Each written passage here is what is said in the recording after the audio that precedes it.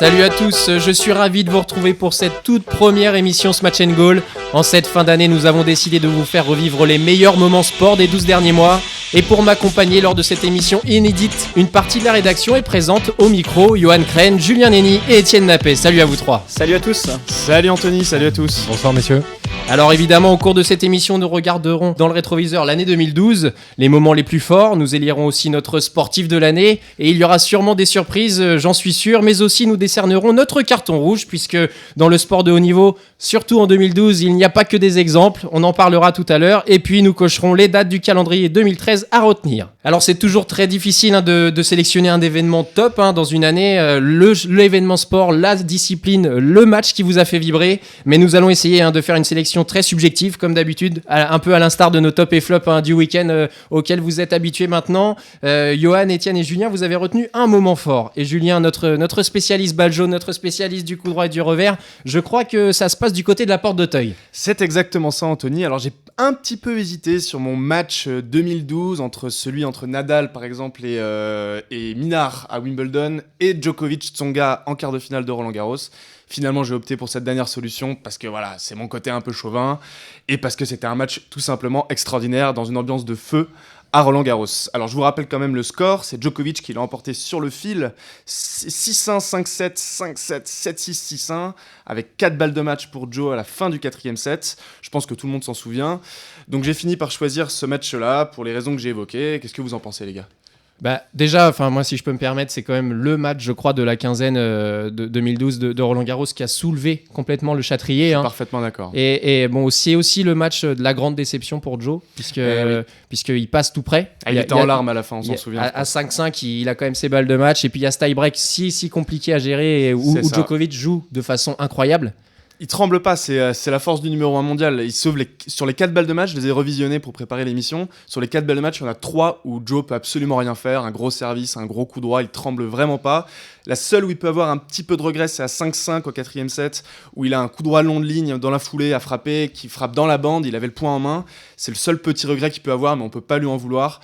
Djokovic a été extraordinaire. Joe Tsonga, je l'avais jamais vu aussi bien jouer sur terre battue de toute ma vie. Je pense que c'est son meilleur match sur terre battue de toute sa carrière, sans conteste. Sachant qu'en plus, la terre, c'est quand même pas sa surface de prédilection. Loin de là, même s'il s'en défend, il a été formé sur terre au Mans, etc. Mais on sait bien que les surfaces rapides lui sont largement favorables.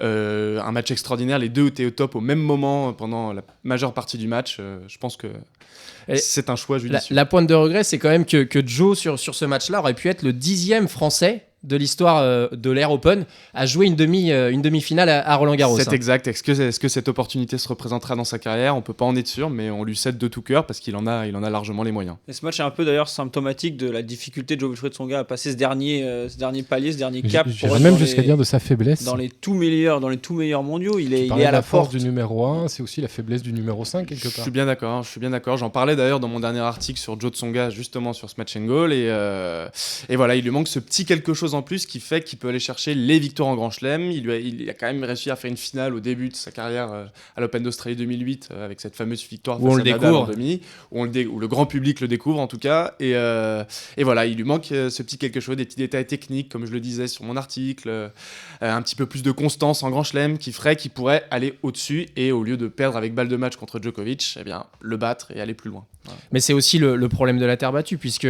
on sait très bien que la qualité de retour sur terre, notamment la qualité de déplacement, et on sait que lui, il a des problèmes d'intensité physique sur un match, surtout les matchs en 5 manches, est très primordial sur la terre. Voilà, il y a un détail qui m'a beaucoup interpellé, je me souvenais plus de ce détail-là après coup, c'est le premier set tout simplement. Il a duré 21 minutes, il prend 6-1, Joe, mais complètement absent du match, il fait faute sur faute. Djokovic égale lui-même, très solide, très costaud du fond, très bon en défense.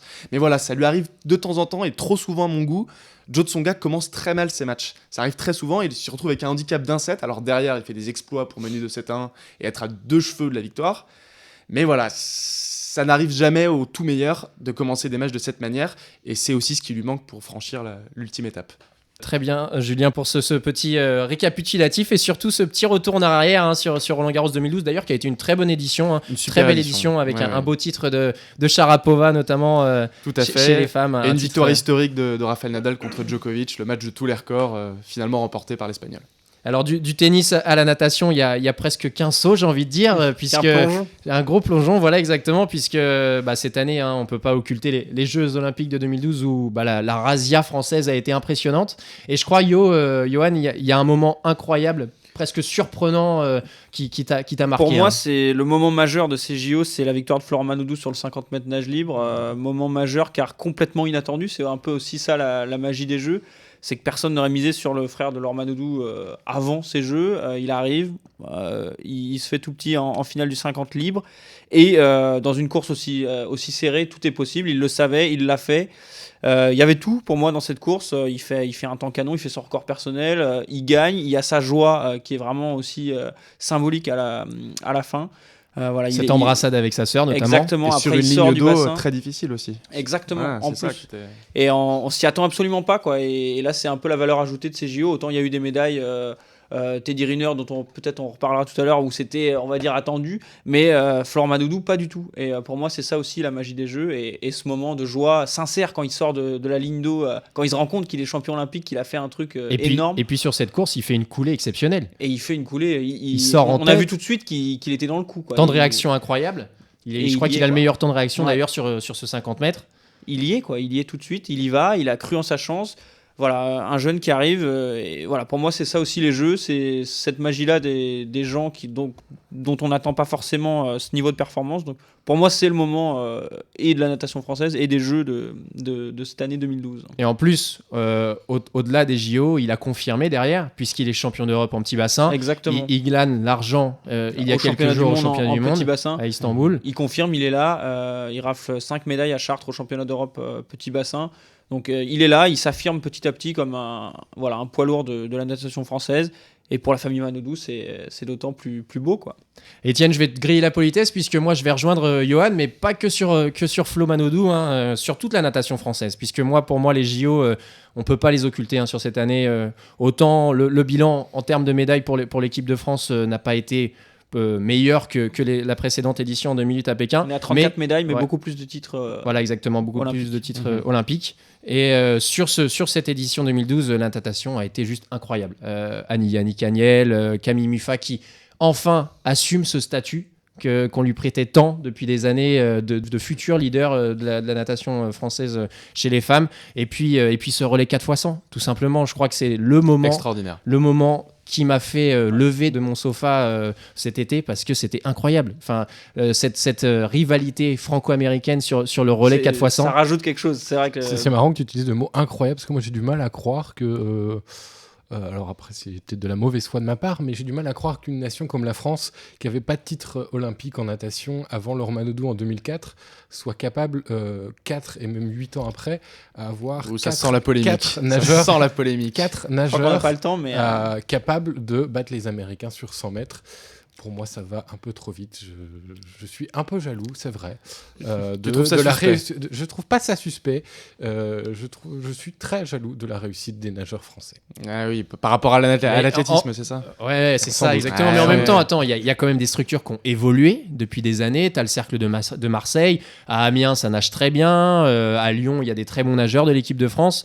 Je veux dire, c'est pas fait du jour au lendemain comme ça. Tu vois, c'est pas un nuage qui passe et puis hop, on glane des médailles.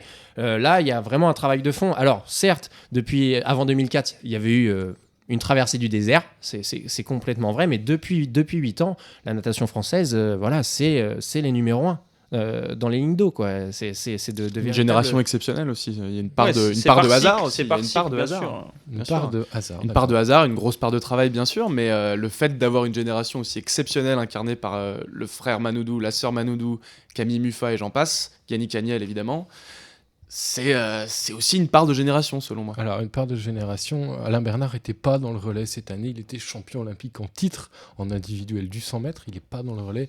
Au Mais il est profit champion de deux illustres. La grosse nuance, Je dis c'est illustres que inconnus, j'exagère sans doute beaucoup. Mais Est-ce qu'il était au niveau Alain Bernard Alain cette Bernard, année, il je suis pas était sûr. bon quand il y avait les combinaisons. Et ça, c'est un autre c'est un problème, autre les débat. Mais combinaisons. depuis que les combinaisons ont été retirées des bassins, Alain Bernard n'est plus le même. C'est sans lui faire injure. Il nous a apporté C'est des même titres. lui qui s'est retiré des bassins depuis. Voilà, exactement. Donc il y a des raisons à ça, tout simplement. Mais comme tu dis, tu es jaloux des médailles françaises de natation. Moi, je suis un peu jaloux de ton athlète que tu as choisi, de ton sportif 2012, puisqu'il s'agit d'un certain coureur de 800 mètres. Oui, alors David Rudisha, c'est vrai que c'était la grosse émotion, parce que là aussi c'était très très inattendu. Alors on savait qu'il allait gagner, ça, il n'y avait aucune surprise, c'était une évidence même. Rudisha ne pouvait pas perdre cette course, mais il a réussi ce qu'on pensait totalement injouable, c'est-à-dire battre le record du monde, sans son lièvre attitré, sans aucun lièvre. Sans appui de personne dans la course, il a mené tout seul, tout le long, et on pensait que on ne pouvait plus aujourd'hui battre des records du monde comme ça en demi-fond, sans l'aide de personne. Et bien Rudisha l'a fait En 1 minute 40 et 91 en 1 centièmes. 40-91, c'est ça, son record précédent qu'il détenait était 1 41-01, donc il a cassé la barre, pas tout à fait mythique, mais quand même des 1 41. Le dernier qui avait fait ça, qui a battu un record du monde tout seul, c'était Wilson Kipketer, le Kenyan qui était naturalisé danois. Et c'était pas très loin d'ici, c'était à Bercy en 93 en salle. Et il avait fait 4 tours de Bercy avec une régularité de métronome. Et voilà. Et si on veut remonter plus loin, le Quel dernier poète. record du monde battu au JO date de 76. C'était à l'époque le Cubain Juan Torrena. Le très qui- grand Alberto ouais, Juan Torrena. Voilà, exactement, qui avait battu. Donc déjà, ça montre aussi l'impact de cette performance, hein, au-delà du fait qu'il a des qualités intrinsèques exceptionnelles, hein, avec une foulée incroyable. Lui, il en fait une, les autres, ils en font 4. Tu vois, c'est un petit peu le gros comparatif qu'on peut lui trouver sur le tartan. Tout comme Juan Torrena. Et d'ailleurs, Juan Torrena, à cette époque-là, doublait 400 et 800. Et apparemment, ce serait un des objectifs de Rudisha, de descendre sur la distance inférieure. Alors, pour 2 raisons principales. La première, c'est que son père était coureur de 400. Et puis, il aimerait bien défier une autre légende, un certain Usain Bolt.